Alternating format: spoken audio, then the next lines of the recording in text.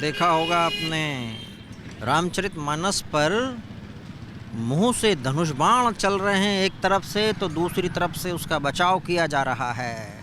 कोई कह रहा है ये नफ़रत फैलाती है, एक कह रहे हैं कि इसमें कूड़ा करकट भी है, हीरा मोती भी है, और पक्ष विपक्ष खिंचे पड़े हैं। हम निकले हैं इस समय जानने के लिए कि लोग क्या सोचते हैं। हम इस दौरान आम लोगों से, साधारण लोगों के पास भी जाएंगे, आम लोगों से भी मिलेंगे और पूछेंगे कि वो क्या सोचते हैं, और जो जानकार हैं रामचरितमानस के उनसे भी पूछेंगे कि वो क्या सोचते हैं। चलिए चलते हैं। तो पूछूंगा, आपने रामचरितमानस के बारे में सुना है? रामायण, आपने कभी रामायण पढ़ी है, रामचरितमानस पढ़ा है? देखा है, टीवी में पढ़ा नहीं है। क्या लगा आपको? वो बांटता है, नफरत फैलाता है, या फिर उसमें कूड़ा करकट है? नहीं नहीं, सब अच्छा है। अपना धार्मिक ग्रंथ है, अच्छा है। अच्छा है। हाँ जी। अगर कोई बोल रहा है कि वो नफरत फैलाता है तो आप इसको मानते हैं? नहीं नहीं नहीं।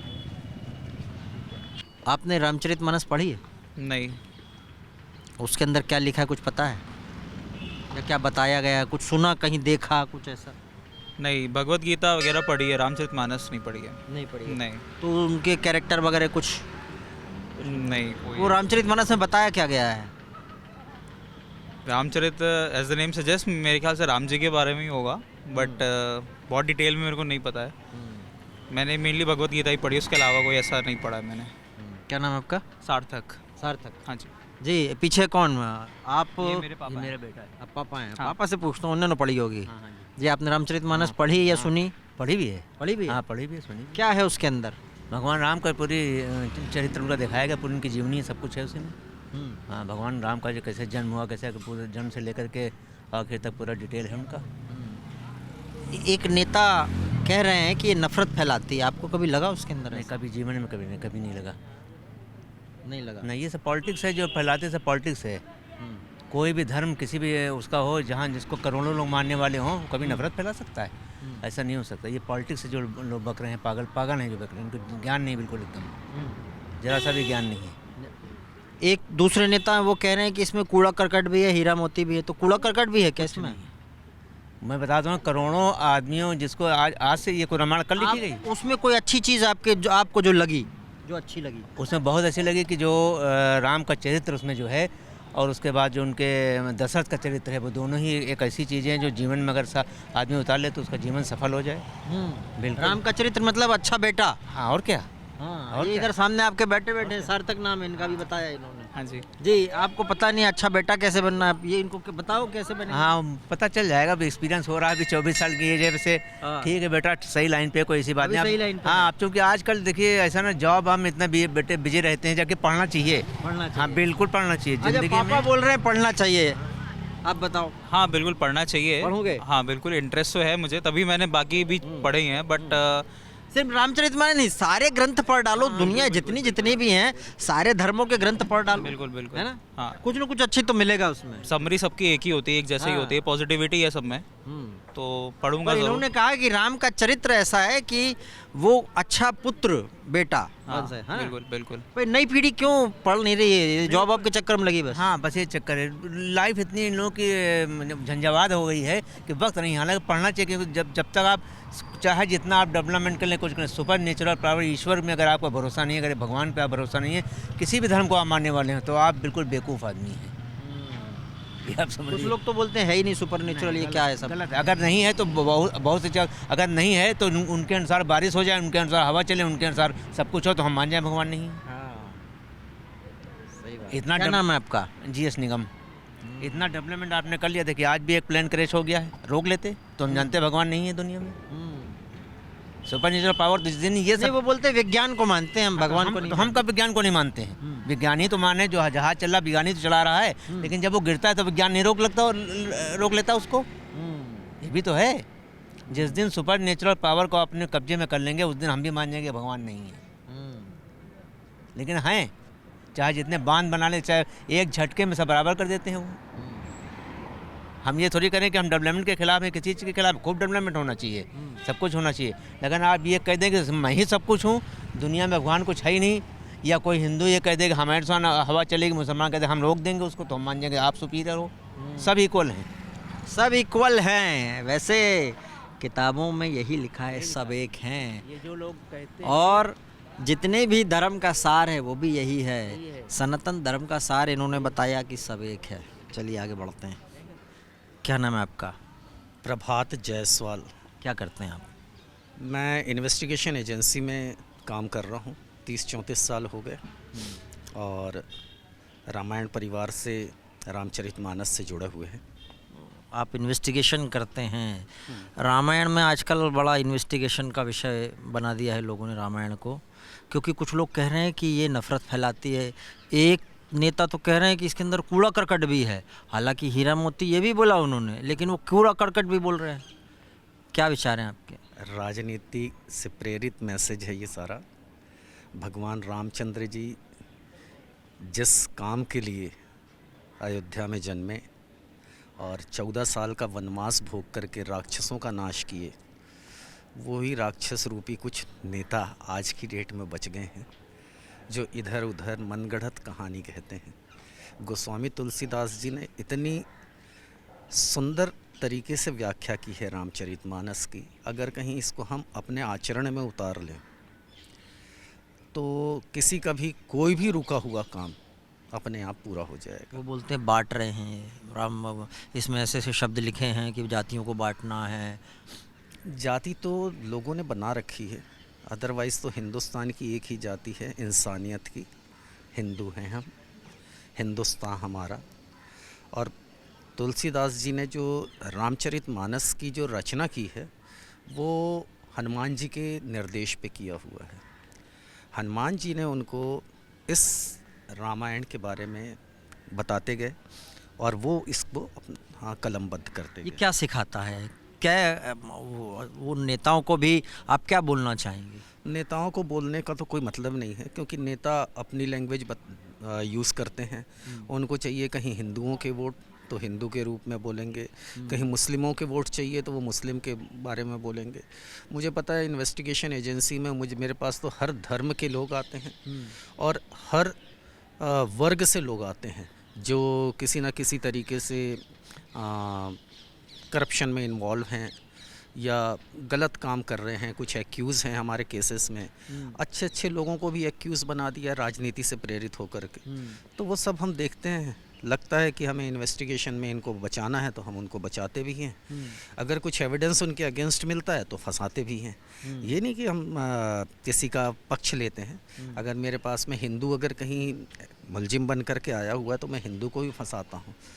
पर जब भी मैं कोई इन्वेस्टिगेशन का शुरुआत करता हूँ तो एक बार ध्यान करता हूँ हनुमान जी का, रामचंद्र जी का, क्योंकि हमारे ये भगवान राम जो हैं मर्यादा पुरुषोत्तम थे। मर्यादित रूप से अगर कहीं आप काम करेंगे, चाहे इन्वेस्टिगेशन हो, चाहे अपने घर का मैनेजमेंट हो या पब्लिक प्लेस में कोई और चीज़ करना है। कैसे सीखते हैं उससे? बहुत सारी चीज़ें हैं। तुलसीदास जी ने एक जगह लिखा हुआ है, मैं आपको बताऊं। तुलसी साथी विपत्ति के, विद्या विनय विवेक, साहस सुकृति सुसत्रगत, राम भरोसे एक। मीन्स विद्या से, विनय से, विवेक से, दिमाग से भी काम लेना है, साहस से। ये नहीं कि आप डर करके काम कर रहे हैं कि भाई क्या हो जाएगा, कहीं ऐसा तो नहीं कि प्रधानमंत्री मुझे अंदर करवा देंगे। नहीं, जो भी काम करें साहस से करें। एक डिसीज़न लें आप कि मैं क्या करना चाहता हूँ, समाज की भलाई के लिए क्या कर रहा हूँ, चाहे इन्वेस्टिगेशन के लिए क्या कर रहा हूँ। विवेक का ध्यान रखें, अपने आप को भले कर्मों में डालें। ये सारा है। तुलसीदास जी ने तो एक एक चीज़ लिखी हुई है। आपने रामचरितमानस या रामायण के बारे में सुना है? हाँ हाँ, पढ़ी है? पढ़ा तो नहीं है लेकिन हाँ सुना है। क्या सुना है? उसमें क्या है? रामायण में राम सीता के बारे में पूरा जीवनी सारा कुछ। हाँ हाँ हाँ। नहीं, एक नेता कह रहे हैं वो नफरत फैलाती है। नहीं, ये तो गलत है, बिल्कुल नहीं, नफरत वाली बात ही नहीं है। ये तो बहुत हमारा धार्मिक, हम लोग हिंदू हैं, हम लोग तो बहुत फॉलो करते हैं और काफ़ी अच्छा चीज़ है। और जो भी रामायण या रामचरितमानस पढ़ता है वो बहुत अच्छा है। मतलब किसी का मन भी अशांत पढ़ ले तो कुछ समय के लिए तो काफ़ी अच्छा लगता है कि हम लोग को लगता है कि भगवान के पास है और कुछ भी परेशानी हमारी दूर होती है। पर वो बोल रहे हैं, एक तो बोल रहे हैं कूड़ा करकट भी है इसमें और हीरा मोती भी है। देखिए तो वो तो बोलने पढ़ने से होगा, वैसे आपने पढ़ा नहीं तो ऐसा वैसे हम ज़्यादातर लोग हमने देखा, हमने लोगों से पूछा तो उन्होंने कहा कि हमने पढ़ा नहीं है। हाँ, मैं भी पढ़ी नहीं हूँ, बट मैं हमारे यहाँ जैसे मदर इन लॉ ने पढ़ा, सब लोगों ने पढ़ा, तो अच्छा चीज़ है। हाँ हाँ हाँ, बहुत इसमें कूड़ा करकट भी है क्या? नहीं, मुझे तो अभी तक नहीं पता चला अभी तक नहीं पता लगा। कि कूड़ा करकट है, कौन ऐसा बोल रहा है। बिहार में मंत्री हैं, एक वो बोल रहे हैं वो नफरत फैलाती है, दूसरे नेता बोल रहे हैं कि इसमें कूड़ा करकट भी और बोलने वाली हीरा बात मोती भी है। पे जाने से क्या होता है, ये तो कोई बात नहीं, कोई किसी के बारे कुछ भी बोलता है, ये कोई बात नहीं है। और दूसरी बात ये है कि ये अपने मन की बात है। अब कोई अच्छा चीज़ को भी कूड़ा करकट बोल दे तो उसका समझ वहीं तक है, ये तो समझ की बात है ना, समझ की बात है। अपनी अपनी समझ की बात है। और अच्छी बात सोचना चाहिए, क्यों इस तरह का नफरत वाली बात करना। रामचरितमानस के बारे में जिनको नहीं पता है वो सब ऐसी इस तरह की भाषा का प्रयोग करते हैं। रामचरितमानस यदि कूड़ा करकट तब था, अब है, तो वर्तमान में अभी महात्मा गांधी जी ने रामराज की परिकल्पना क्यों की थी? भारतीय संविधान में रामराज की ही कल्पना पे वो लिखा गया, उसी पे ये सारे लोग रोटी खा रहे हैं और उसी को कूड़ा करकट बता रहे हैं। क्या अच्छा है थोड़ा सा बताइए ताकि वो समझें इस बात को, फिर रामचरितमानस या हम भी समझें। में आप भी समझिए, वो भी समझें। त्याग और समर्पण जो रामचरितमानस सिखाता है, पूरे समाज को, पिता पुत्र का, राजा प्रजा का, मित्र का, और यदि राम राज्य की कल्पना हम आज करें और उसी पे पूरी अवधारणा समाज की चल रही है, करते वही हैं। ये कहने के लिए ये अलग से अपनी भाषा का प्रयोग करते हैं जो ये लोग कह रहे हैं, जिनकी आप चर्चा कर रहे हैं। तो ये केवल रामचरितमानस में भी नायक और खलनायक हैं। जो खलनायक की बात है उसको उठा के ये अधूरा लेके चल देते हैं। अच्छा। आधी बात, नायक की बात नहीं कहते। राम जी की रामचरितमानस में राम जी की बात करें ना, राम जी ने जहाँ कुछ लिखा कहा हो, तो किसी खलनायक ने कुछ कहा है उसकी बात को लिखे कि रामचरितमानस पूरी रामचरितमानस राम जी ने तो नहीं कही है, उसमें तो नायक के साथ साथ खलनायक का भी रोल है। नहीं, वो कह रहे हैं कि ये जातियों को बड़ा बांटता है, ये जातियों को। जातियों को बांटना क्या था? राम जी से ज़्यादा जाति का सम्मान कौन करेगा? निषाद राज का परिचय जब भगवान से कि ये हमारे सखा हैं, हमारे मित्र हैं, तो उनके गुरु वशिष्ठ जी ने उनका सम्मान किया, उठ के उनको गले लगाया। उस अब आज ये कह रहे हैं कि जाति कहाँ से आ गई? रामचरितमानस पढ़ने वाले के पास जाति का बंधन ही नहीं है। वो कह रहे हैं अधम और नीच शब्द भी है और अलग अलग ऐसे कहा गया है। उन्होंने तो एक बोला कि अधम जाति में विद्या पाए और भयऊ जथा अहि दूध पिलाए, इस तरह का वो। इसका मतलब ये है कि ऐसा हो गया अधम जाति में विद्या पाना जैसे कि जहरीले सांप को दूध पिलाना। आधा अगर आप विधि चौपाई का अर्थ लेके चलेंगे तो जो मर्जी आप निकालिए, पूरा किस प्रसंग में कहा गया है, किसने कहा है, इस विषय पे तो सोचिए। बात ये होती है कि नायक ने क्या कहा और खलनायक ने क्या कहा।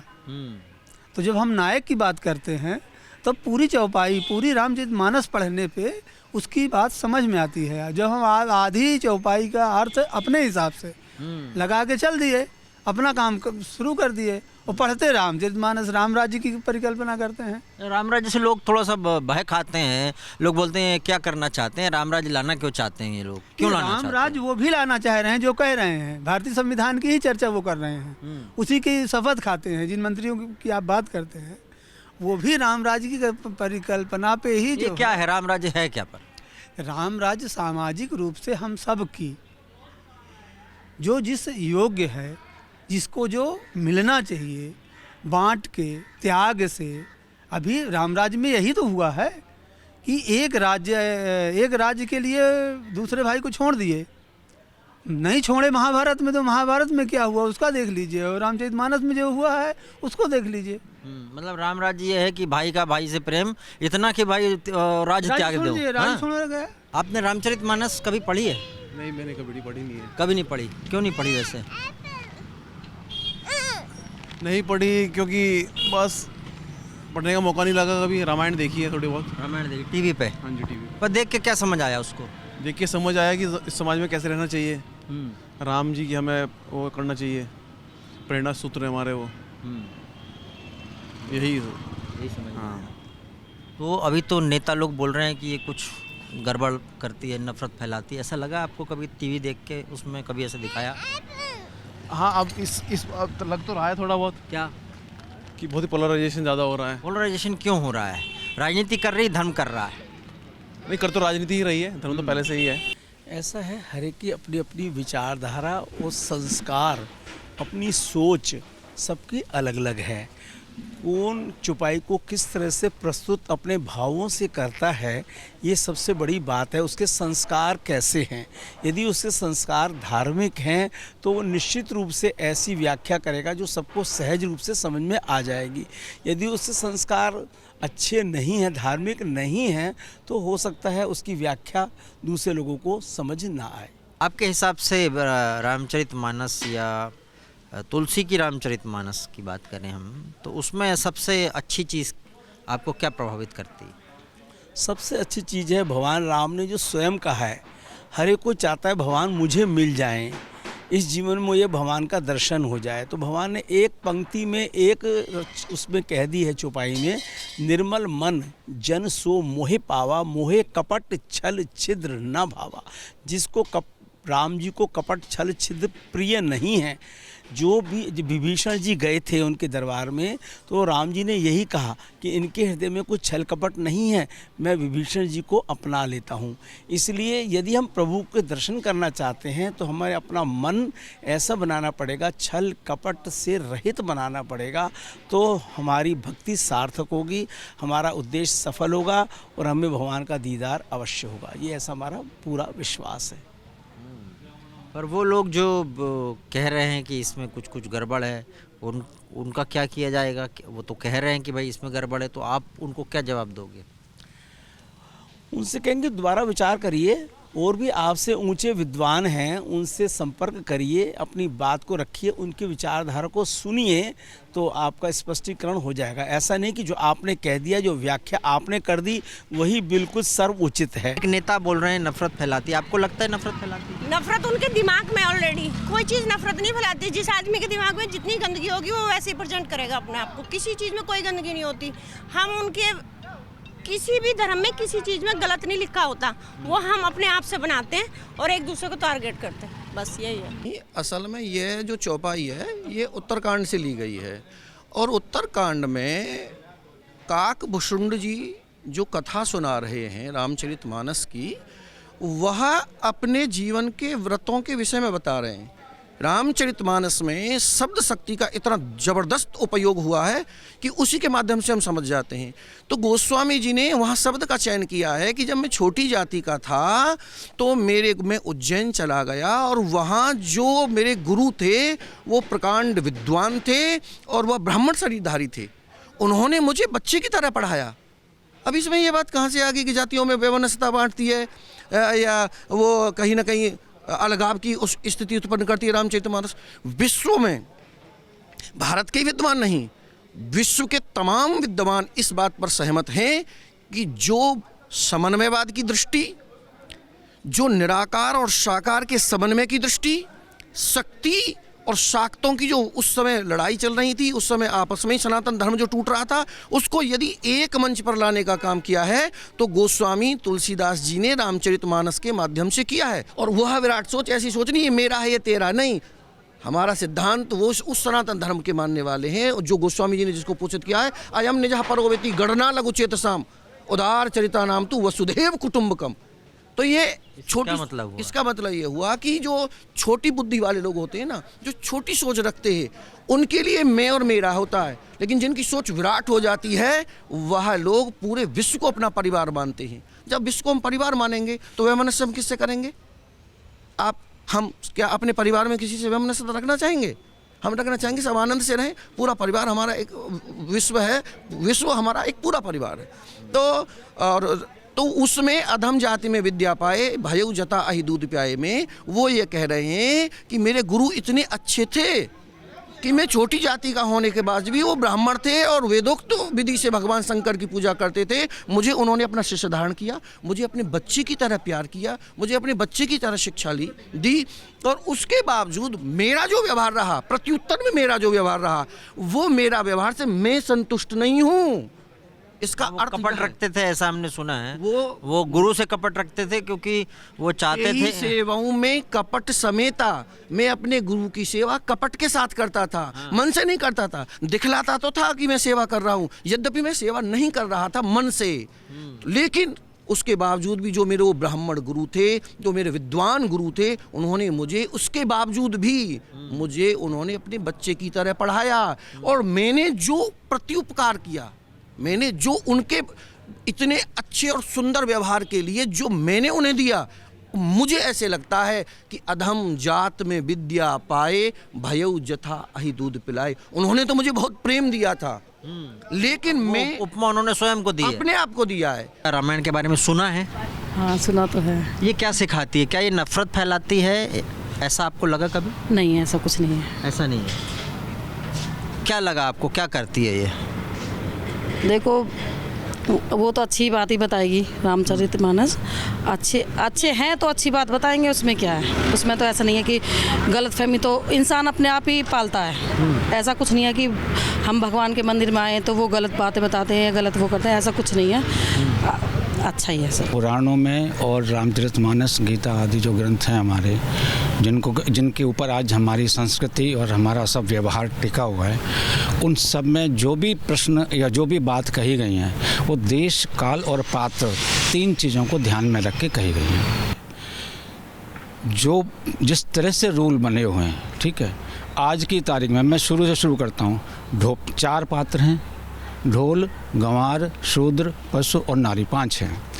पहला ही पात्र देख लीजिए कि ढोल को क्या आप रखे उससे उसका काम ले सकते हैं? बताइए, नहीं ले सकते ना। उससे उसका काम लेने के लिए, मन चाहिए ध्वनि लेने के लिए या ताल लेने के लिए, स्वर लेने के लिए, उसको कहीं ना कहीं तो बीट करना ही पड़ेगा ना, ठीक है। गंवार जो है एक अनपढ़ व्यक्ति के लिए कहा गया है, हर एक कॉमन चीज़ नहीं है। कोई भी व्यक्ति जो अशिक्षित है, उसको शिक्षित करने के लिए कौन सा टीचर है, कौन सा घर में माता पिता है, कौन सा गुरु है जो उसको शिक्षित करने के लिए, आज तूने ये पाठ याद क्यों नहीं किया, थप्पड़ भी लगा देता है।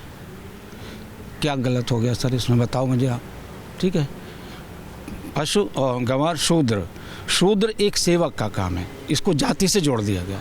हमारी वर्ण व्यवस्था 4 चीज़ों में बटी हुई है। भगवान ने गीता में बड़ा साफ साफ कहा है कि मैंने जो वर्ण व्यवस्था बनाई है या जो वर्ण व्यवस्था हमारे यहाँ पहले से बनी आ रही है, वो लोगों के स्वभाव और कर्म के हिसाब से है, जाति के हिसाब से नहीं है। भगवत गीता का श्लोक इस वक्त मैं नहीं कोट कर पाऊँगा, कोई उठा के देख ले, मैं आपको बाद में बता दूँगा। चतुर्वर्णम मया सृष्टिम गुण कर्म विभागशः, तो गुण और कर्म के हिसाब से है, स्वभाव से है, जाति तो कहीं नाम ही नहीं है। अब किसी से तो आप सेवा कराओगे। जो लोग इसका विरोध करते हैं, कंट्रोवर्सी क्रिएट करते हैं, वो अपने घर में क्या नौकर को डांटते नहीं है कभी? और डांटते हैं तो उनको विरोध करने का हक नहीं है इस पे, ठीक है। नारी, फिर नारी, सुनिए, नारी से पहले एक शब्द है पशु। तो पशु को तो आप बिना उसको हाँकने के लिए थोड़ा बहुत तो कुछ करना ही पड़ेगा। लेकिन बड़ा सिंपल सा बात है कि सबसे आखिर में पशु के बाद नारी का नाम रखा गोस्वामी जी ने।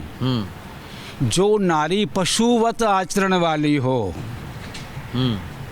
उसको कौन सम्मान देगा सर, बताओ आप?